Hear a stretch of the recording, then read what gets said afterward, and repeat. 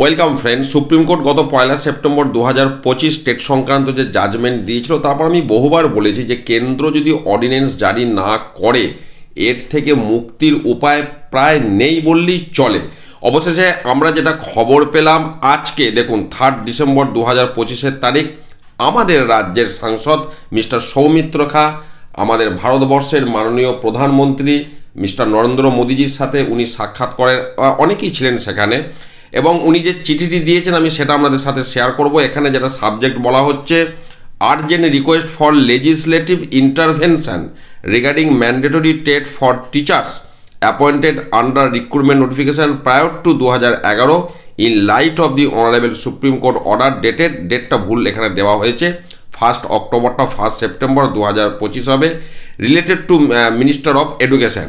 এবং তারপর উনি এখানে অনেক বক্তব্য রেখেছেন, সেটা আপনারা ভিডিওটা পজ দিয়ে একটু দেখে নিতে পারেন। যেটা সেকেন্ড প্যারাগ্রাফে টেটের বিষয়টা বলা হয়েছে, এখানেও তারিখটা ভুল উল্লেখ করা হয়েছে, 1 অক্টোবর, ক্লাস 1 থেকে 8 সেই বিষয়টাও বলা হয়েছে। এবং যে সমস্ত রিক্রুটমেন্ট নোটিফিকেশান, আমি কিন্তু বারবার বলছি অ্যাপয়েন্টমেন্ট নয়, নোটিফিকেশান 2011-র আগে সেখানে ছাড়ের বিষয় এখানে বলা হয়েছে।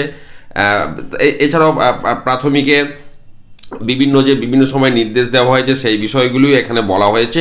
আমি পরের পেজটা যাচ্ছি, পরের পেজটাতেও দেখুন ওই সমস্ত বিষয় রয়েছে। দিয়ে আমি একদম আসল জায়গাটায় যাচ্ছি, আপনার একদম শেষের আগের প্যারাগ্রাফটা, an appropriate ordinance or legislative amendment may kindly be enacted to exempt all in service teachers appointed under primary teachers recruitment notification up to 2011 from the requirement of appearing in TET.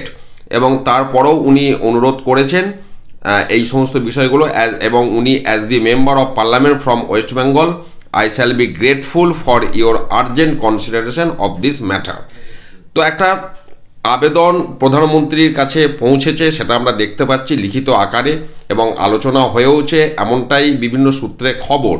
তো আজকে সংসদে কি হয়েছে সেই video আপনাদের সাথে আমি share করেছি, এটাও একটা লিখিত তথ্য পেলাম, সেটাও আমি আপনাদের সাথে শেয়ার করলাম। আগামী দিনে কি হয় তার অপেক্ষায় আমরা থাকলাম। ধন্যবাদ।